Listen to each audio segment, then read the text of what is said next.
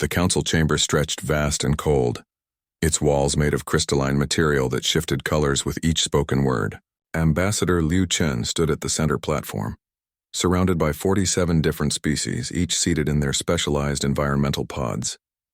Above him, holographic displays showed Earth rotating slowly, vulnerable and small compared to the massive worlds of the older civilizations. Chen had practiced his speech 1,000 times. He knew every word, every pause, every emphasis. This was humanity's moment to join the great powers of the galaxy. 200 years after making first contact, Earth finally had the technology and the courage to ask for a seat at the table. Honored members of the Galactic Coalition, Chen began. His voice translated instantly into 47 languages. Humanity comes before you not as conquerors, but as students. We offer our friendship, our resources, and our commitment to peace.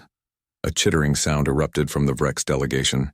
Counselor Thex, a massive insectoid creature with blade-like arms and compound eyes that glittered with intelligence, leaned forward. His translator box crackled to life. Students? Thex's mandibles clicked in what Chen had learned was amusement. You are children playing with toys you barely understand. Your ships are slow. Your weapons are primitive. Your lifespans are pathetically short. Chen kept his face neutral. He had expected resistance. We may be young, Counselor, but we learn quickly.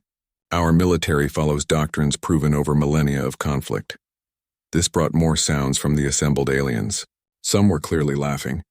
A gelatinous Quellon delegate rippled with what might have been mirth.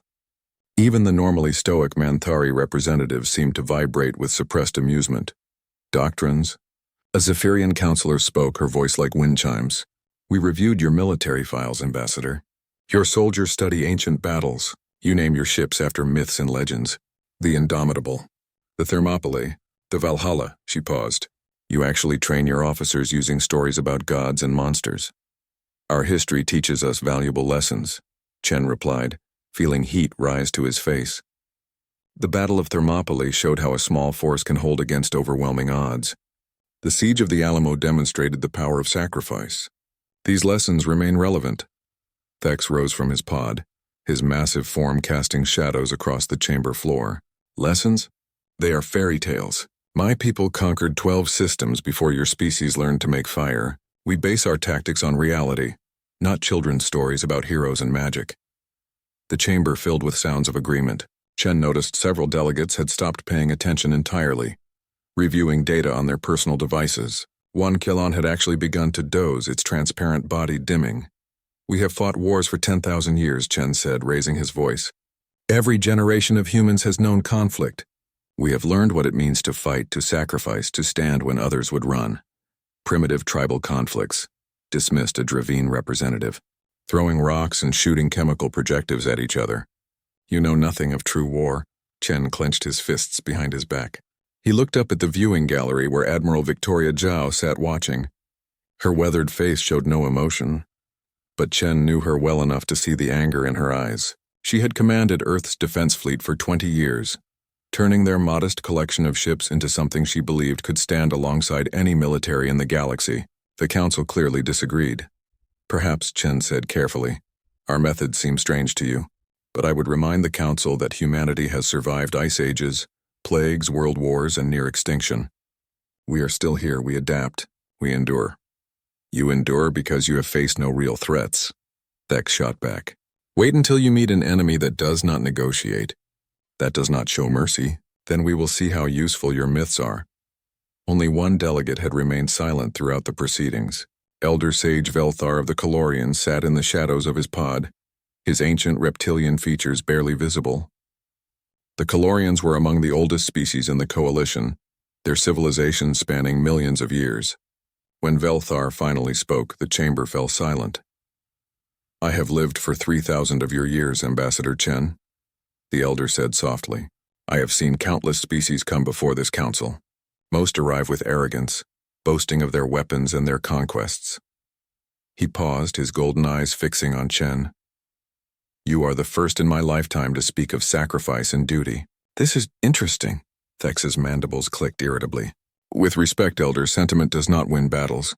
Strategy and superior firepower win battles. Perhaps, Velthar replied. Or perhaps there are things we have forgotten in our long years of peace. The head of the council, A floating Etherian named Lux finally intervened. This debate could continue indefinitely. We will now vote on humanity's petition for full membership. The vote took less than 5 minutes. The result was what Chen had feared.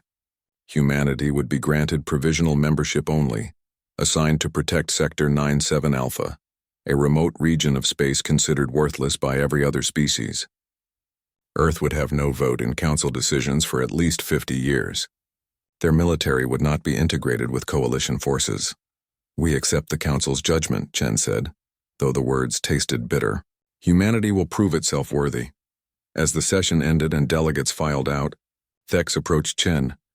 The massive insectoid loomed over the human ambassador. Your sector borders the void beyond the galactic rim, Thex said. Nothing lives out there. You will spend decades guarding empty space while real civilizations handle real threats. Perhaps this will teach you humility. Chen met the alien's compound eyes without flinching. Perhaps it will teach you not to underestimate those who remember their history. Thex laughed, a sound like grinding metal, and walked away. Later, as Chen's shuttle departed the council station, he sat beside Admiral Zhao. Neither spoke for a long time. They think we're a joke, Zhao finally said. They do, Chen agreed.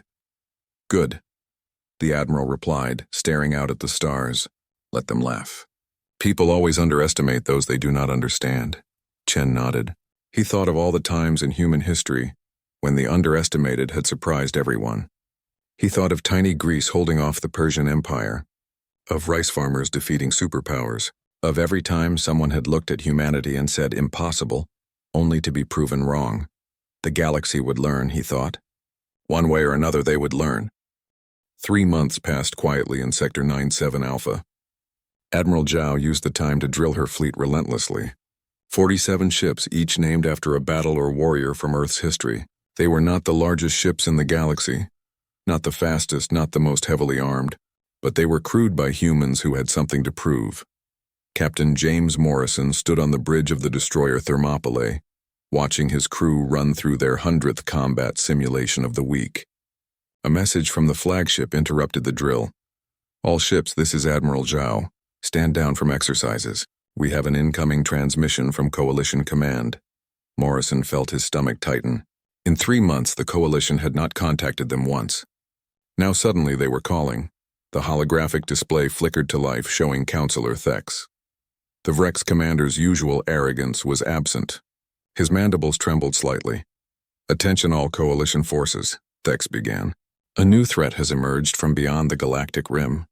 We are designating them as the consuming swarm. They are a hive mind species that appears to feed on all biological matter. 3 days ago, they entered our space. Zhao leaned forward in her command chair aboard the Indomitable. How many ships? Millions, Thex replied flatly. They travel in dense formations, each vessel grown rather than built. They do not communicate. They do not negotiate. They only consume. The transmission shifted to show battle footage. Morrison watched in horror as a Coalition fleet engaged the swarm. The alien ships looked organic, like massive insects with wings of bone and hulls of hardened flesh. They moved in perfect coordination, swarming over Coalition vessels like ants over prey. The Coalition ships fought well. Morrison could see that. Their weapons were superior to anything Earth possessed.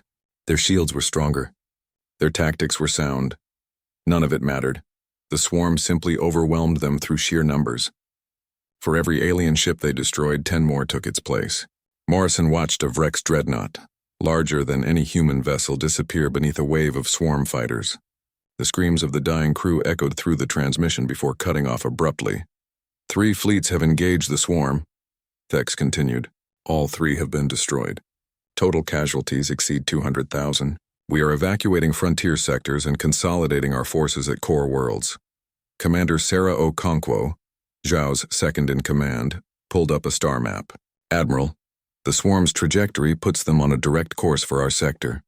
We are directly in their path. Zhao studied the map silently. Morrison could see her mind working, calculating distances and time.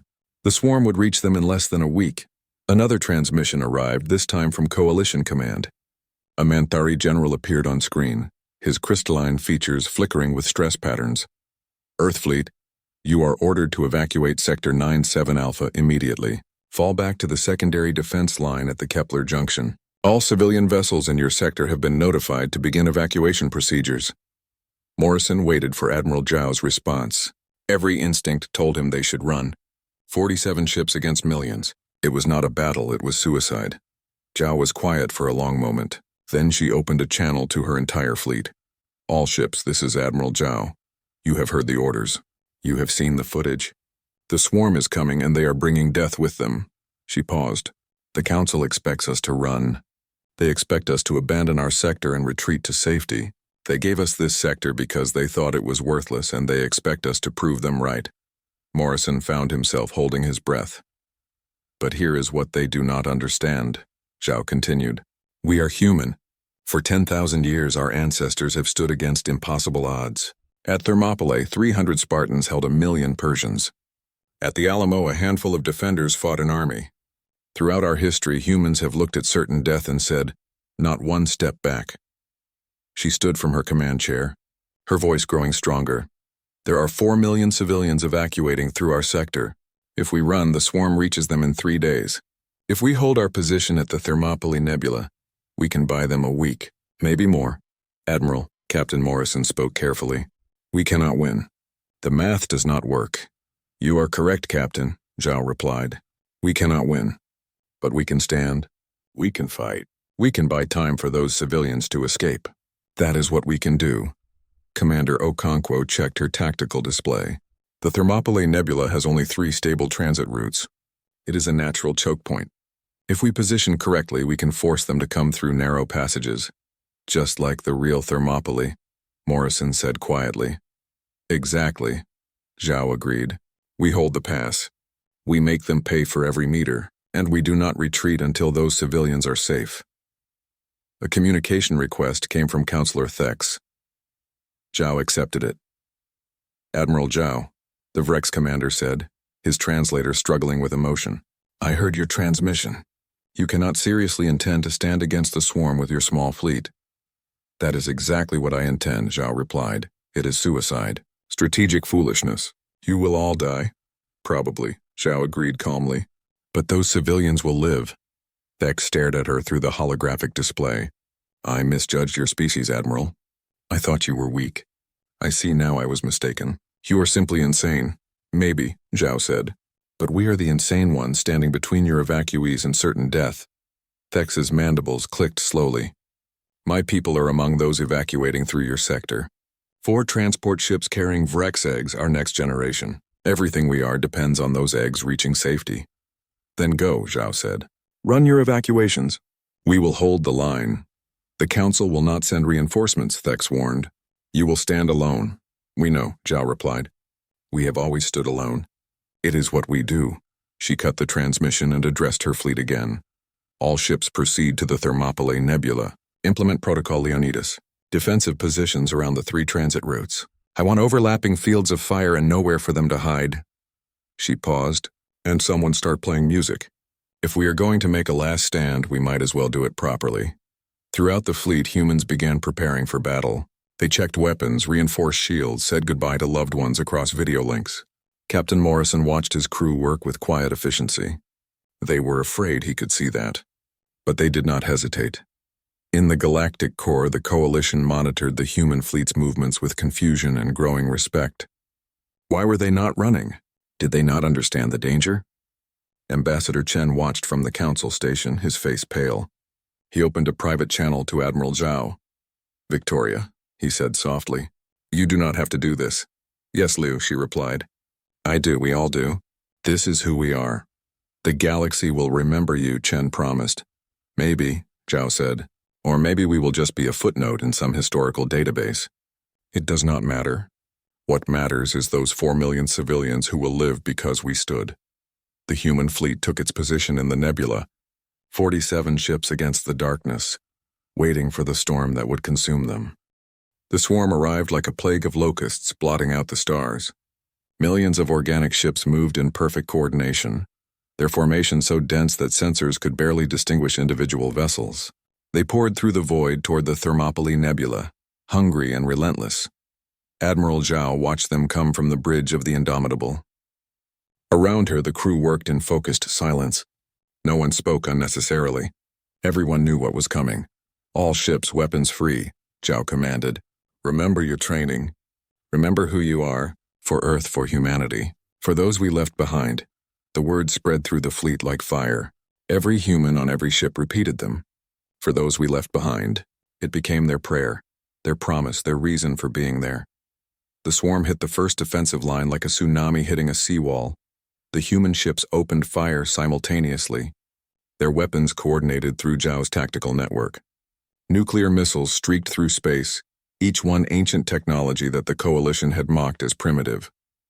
The missiles detonated in precise patterns, creating walls of nuclear fire that vaporized thousands of swarm fighters. But more came. Always more.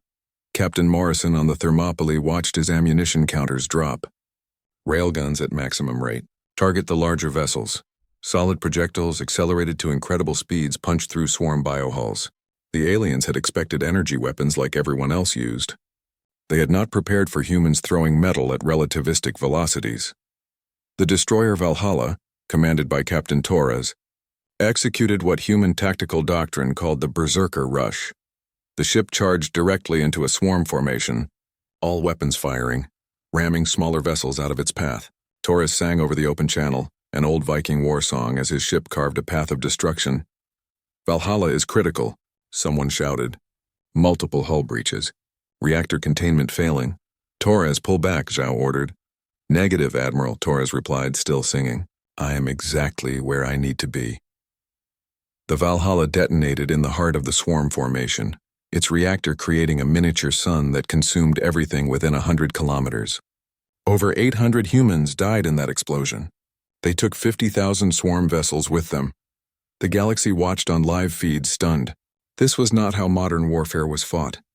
This was something primal, something savage, something the older civilizations had forgotten. Commander Okonkwo led a desperate boarding action against a swarm mothership that had pushed too close. Her team wore powered armor that the coalition had dismissed as too heavy, too primitive. But in the tight corridors of the bioship, weight and armor mattered more than finesse. Move forward, Okonkwo commanded, her voice steady despite the horror around her. The interior of the swarm ship was alive, walls pulsing with alien biology. Creatures spawned from the walls to attack them, but human weapons turned them to pulp. Find the core, she ordered. Every organism has a brain. We cut off the head. They fought room by room, corridor by corridor. Half her team died in the first hour. They kept moving. On the third day of battle, the human fleet was down to 32 operational vessels. Every ship was damaged. Every crew was exhausted. They had destroyed over 1 million swarm fighters, but millions more remained. The last civilian transport just cleared the sector, Okonkwo reported to Admiral Zhao. Her armor was scarred and dented from the boarding action. All 4 million are safe. Zhao nodded slowly. Then we have done what we came to do. Admiral, Morrison reported. The swarm is concentrating forces for a final push. They are bringing in command vessels. Big ones. Zhao studied the tactical display. The swarm had learned from their losses. They were adapting. Soon they would overwhelm the human defenses through sheer mass. All ships pull back to final defensive formation, Zhao ordered. Cluster around the Indomitable. Protocol Götterdämmerung. The surviving human vessels formed a sphere around the flagship. Every ship that could still fight positioned itself to protect the others. They locked their shields together, sharing power, becoming a single fortress in space. The swarm command vessels appeared, massive bioconstructs the size of small moons.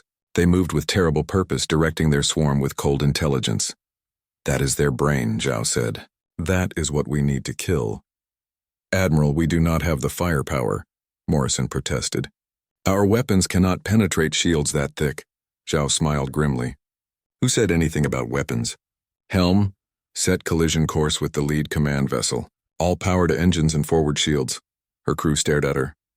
You heard me, Zhao said calmly. We are the weapon. Just like at Thermopylae, just like at the Alamo. We hold until we cannot hold anymore. And then we make sure our deaths mean something. Throughout the fleet, captains understood. They had all studied the same history, learned the same lessons. Sometimes the last act of defiance was the most important. The human ships began to move, accelerating toward the swarm command vessels. They sang as they flew, thousands of voices raised in war songs from every culture Earth had ever known. Norse battle hymns mixed with Maori haka, with Native American war chants, with African warrior songs. The galaxy listened and finally understood. These were not fairy tales. This was humanity remembering who they were. Commander Okonkwo had reached the core of the mothership she was boarding. It was a massive pulsing brain, connected to thousands of other swarm vessels. She looked at her remaining team members, just 7 soldiers out of the 50 who had started. "It has been an honor," she said simply. They placed every explosive they had against the core and set the timers for 30 seconds. Not enough time to escape, just enough time to make sure it worked. "For those we left behind," they said together. The explosion destroyed the mothership and disrupted the swarm's coordination in that entire sector. 7 humans brought chaos among millions of aliens. The Indomitable, burning and broken, struck the lead swarm command vessel at a significant fraction of light speed. The impact released energy equivalent to multiple nuclear weapons. Admiral Victoria Zhao's last transmission was heard across the entire galaxy. "We are the heirs of 10,000 years of warriors," she said, her voice clear despite the flames consuming her bridge. "We do not flee. We do not surrender. We are human." The Indomitable punched through the command vessel's shields and hull, burying itself deep in the alien structure. Its reactor went critical, and a new star was born for just a moment in the darkness of space. One by one, the remaining human ships followed. The Thermopylae rammed a cruiser. The Alamo detonated in the middle of a fighter swarm. The Valkyrie, the Sparta, the Leonidas, each one making their death count. Captain Morrison was the last. His ship dying around him, his crew dead at their stations, made one final calculation, one final trajectory. He thought of his family on Earth, safe because he had stood here. He thought of all the humans throughout history who had made the same choice. "Not one step back," he whispered and engaged the engines. When the battle ended, 47 human ships were gone. Not one survived. 47,000 humans had died, but the swarm's advance had been shattered. Their command structure was destroyed. Their momentum was broken, and the galaxy would never laugh at human myths again. The council chamber was silent as the last footage played. Every delegate watched as the final human ship, the Thermopylae, rammed into a swarm cruiser in an explosion of light and fury. The screens went dark. The battle was over. No one spoke. Even the normally expressive Kalan delegates sat perfectly still, their gelatinous bodies frozen in shock. The Manthari representatives, who never showed emotion, were leaking stress patterns visible in their crystalline structures. Ambassador Chen stood alone at the center platform, tears streaming down his face. He had watched every moment of the 3-day battle. He had watched 47,000 of his people choose death over retreat. He had heard Victoria Zhao's final words and felt something break inside him. Counselor Thex rose slowly from his pod. The massive Vrex warrior approached Chen, his blade arms folded respectfully against his thorax. When he spoke, his voice carried none of its usual arrogance. "Ambassador Chen," Thex said quietly, "my people were among those your fleet saved. 4 transport ships carrying our eggs, our future, made it to safety because your Admiral Zhao held that line." He paused, his mandibles trembling. "I mocked your myths. I called your stories children's tales. I was wrong." Chen could not respond. His throat was too tight with grief. "I told Admiral Zhao that sacrifice was foolishness," Thex continued. "That sentiment did not win battles. I watched her prove me wrong. She taught me that there are things more important than survival, things worth dying for." Elder Velthar of the Calorians moved to the center of the chamber, his ancient form moving with surprising grace. "I have lived for 3,000 years, the elder said. "I have witnessed the rise and fall of civilizations. I thought I had seen every form of courage." He looked directly at Chen. "I was mistaken. What your species did at Thermopylae Nebula was something we Calorians forgot millions of years ago." "What did we forget?" asked a young Zephyrian delegate, her voice barely above a whisper. "The willingness to die for strangers," Velthar replied. "The understanding that some things matter more than individual survival. Your Admiral Zhao did not know the civilians she saved. They were not her species, not her friends, not her family. Yet she gave everything to protect them." He paused. "That is not just courage. That is something divine. On the viewing screens, coalition military analysts were breaking down the human tactics. Every major power in the galaxy had representatives studying the footage, trying to understand what they had witnessed. Look at this maneuver. A Dravine tactical officer pointed at a display. The destroyer Valhalla deliberately overloaded its reactor while inside an enemy formation. It is suicide, but it destroyed 50,000 swarm vessels. That is a kill ratio of nearly 1,000 to 1. And here, a Manthari strategist highlighted another section. The boarding team led by Commander Okonkwo. They fought through a mothership, knowing they could not escape. They destroyed the swarm's coordination node in that entire sector. 7 soldiers disrupted millions of enemy vessels. The analyst paused, looking at the assembled military leaders. We have been fighting the swarm with conventional tactics, trying to preserve our forces, minimizing casualties. The humans did not care about preservation. They cared about mission completion. A Quelon admiral rippled with understanding. They weaponized their own mortality. Every human knew they would die, so they made sure their deaths accomplished something. There was no hesitation, no retreat, no surrender, just absolute commitment to the objective. It is insane, a Vrex general protested weakly. It is effective, the Manthari corrected. The swarm has lost their command structure in this sector. Their advance is stalled. We have time now to mobilize proper defenses. Time that those 47 human ships bought us. Back in the council chamber, more delegates were speaking now, the initial shock wearing off into something else. Respect, admiration, shame. We gave them the worst sector, a Zephyrian counselor said. We expected them to fail. We wanted them to know their place.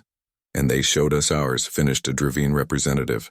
They stood where we would have fled. They sacrificed when we would have calculated odds and retreated. Lux, the Etherean who led the council, finally spoke.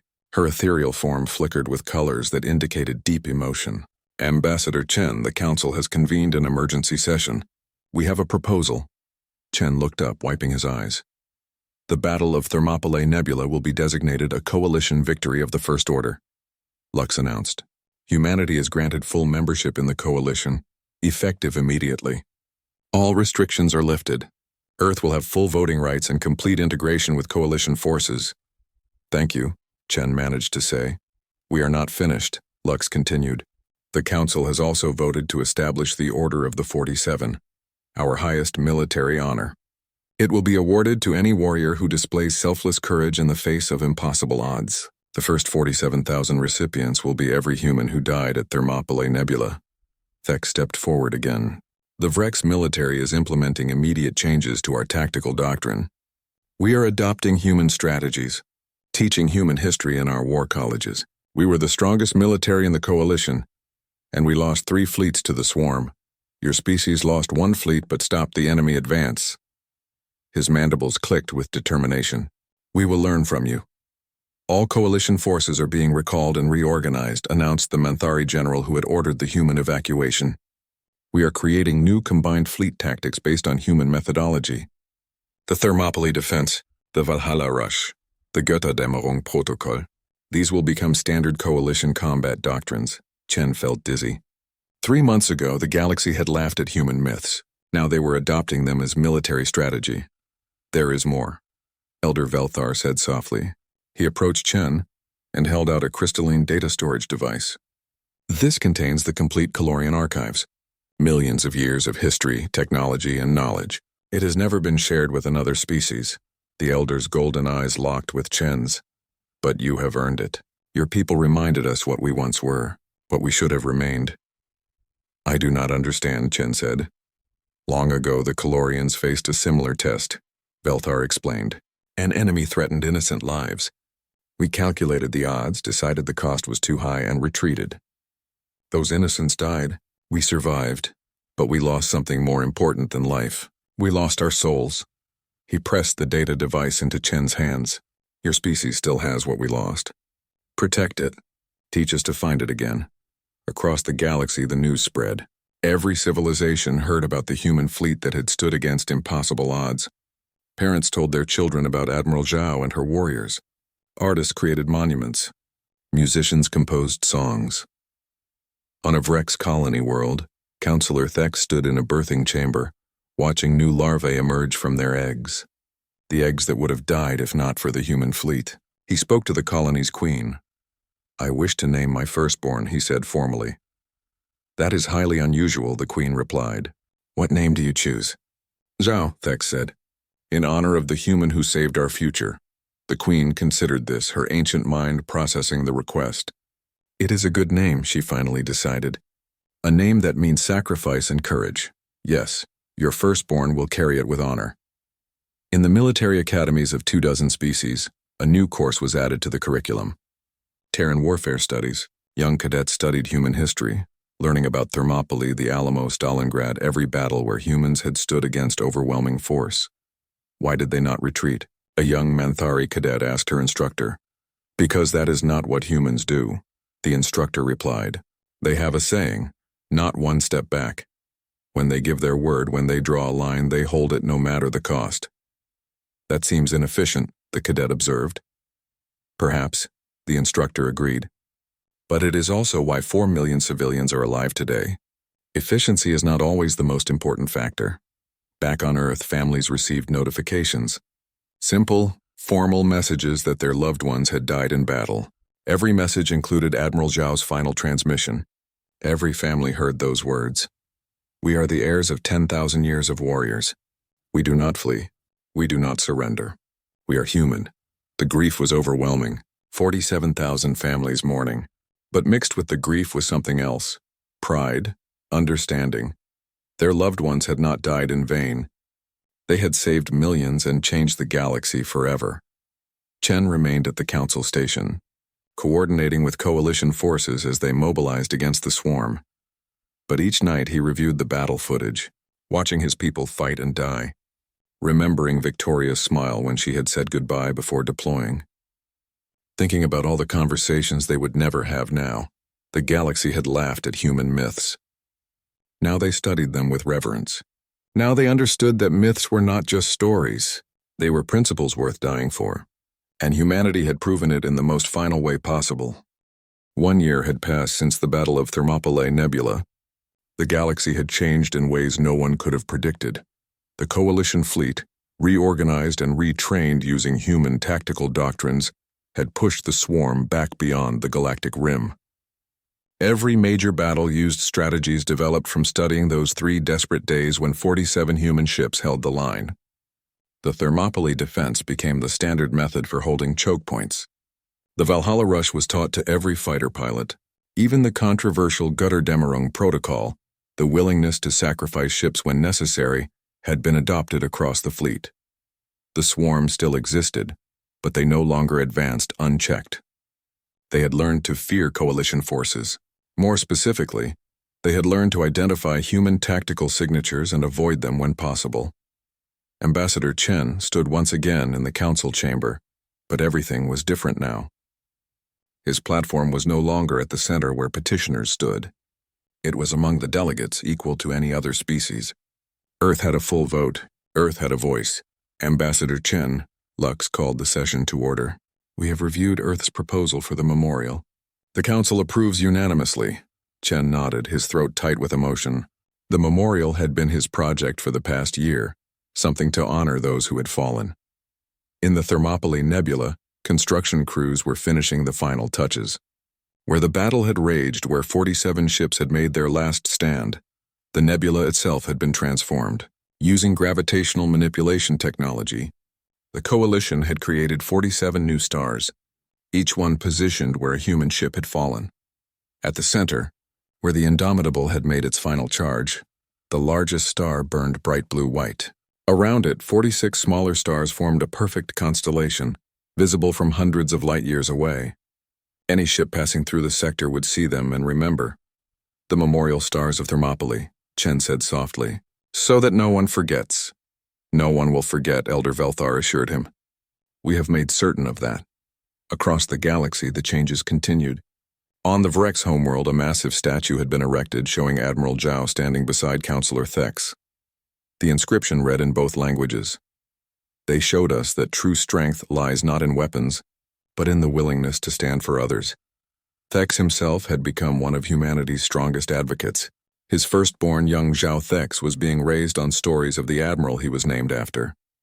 The young Vrex already showed unusual traits for his species, a tendency to protect weaker larvae, and a refusal to retreat from challenges. The human influence is already visible in our young, the Vrex Queen told Chen during a diplomatic visit. They are becoming less aggressive but more courageous. It is a strange paradox, but a welcome one. On Caloria, the ancient world had opened its first-ever embassy to another species. The building was designed in human architectural style, a blend of classical Earth aesthetics that honored multiple human cultures. Elder Velthar presided over the opening ceremony. For millions of years, we Calorians kept to ourselves, the elder told the assembled crowd. We believed our wisdom came from isolation, but humanity taught us that true wisdom comes from connection, from caring about others enough to sacrifice for them. He gestured to the embassy. This building represents a new Caloria, one that remembers what it means to stand for something greater than survival. The Calorian archives had been fully shared with Earth.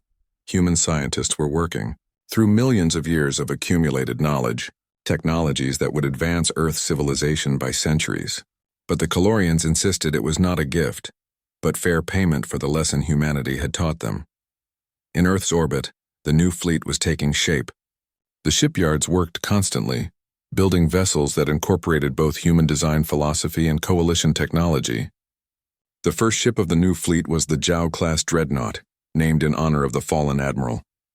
It was larger than any previous human vessel, armed with weapons that made the old fleet look primitive, but the name was what mattered.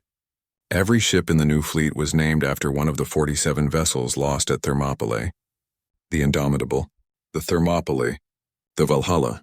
Each one was a promise that their sacrifice would not be forgotten.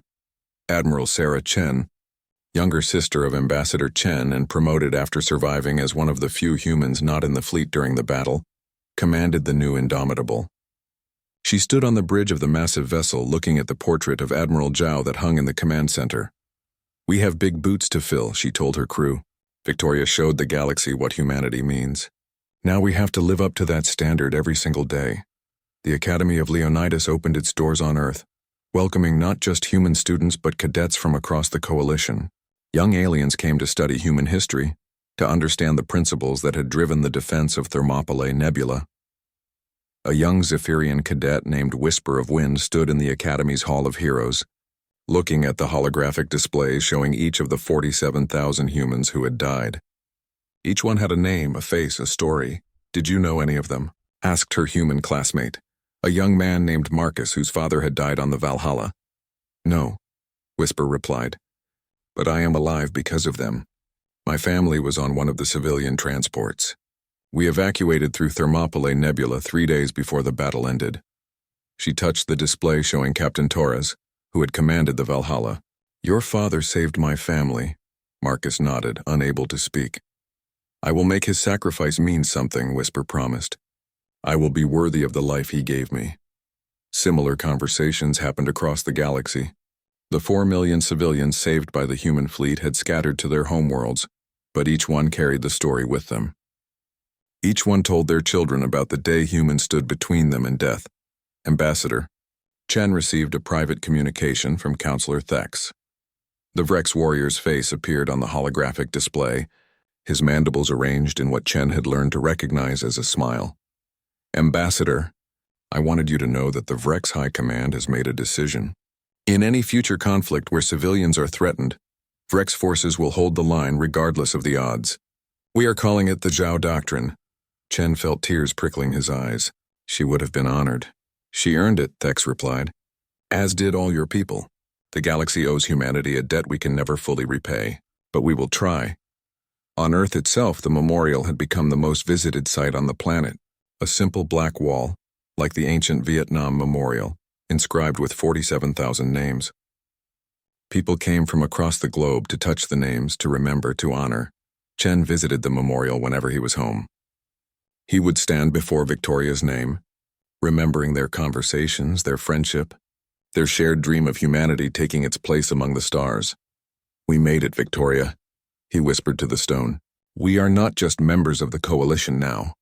We are leaders. The other species look to us for moral guidance. Can you believe that? The species they mocked for our myths is now teaching the galaxy about courage and sacrifice. A family approached the memorial, a Manthari father and his crystalline children. They stood before the name of Commander Okonkwo, the woman who had led the boarding action that saved millions. "Tell us again, Father," the youngest child asked. "Tell us about the human who saved us." The father began the story and Chen listened. It was not entirely accurate, he noticed. Already the tale was becoming myth, details changing and growing. But the core remained true. The courage, the sacrifice. The choice to stand when running would have been easier. Perhaps that was fitting, Chen thought. Humanity's myths had saved the galaxy. Now humanity itself was becoming myth. In the depths of space beyond the galactic rim, a damaged swarm scout probe limped toward its home hive. It carried data from the Battle of Thermopylae Nebula, information about the species that had stopped the swarm's advance. The hive mind processed the data and reached a conclusion. The probe's final transmission, translated into concepts the Coalition could understand, was simple. Avoid Sol system. Avoid the species designated human. They do not fear death. They weaponize their own mortality. They stand when all logic dictates retreat. They are not rational. They are dangerous. Recommend classification. Apex predator. Do not engage unless absolutely necessary. The transmission was intercepted by Coalition listening posts. It spread through military channels and eventually someone showed it to Ambassador Chen. He read it and smiled through his tears. Victoria would have loved that.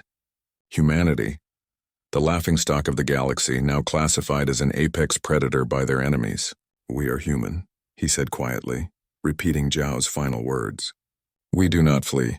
We do not surrender." Around him, the galaxy continued to change. New alliances formed. New friendships were forged. New heroes emerged from every species, inspired by the example set at Thermopylae Nebula. But every military academy, every officer's quarters, every command center across the Coalition now displayed the same image. 47 ships burning in the darkness, holding a line that should not have been holdable.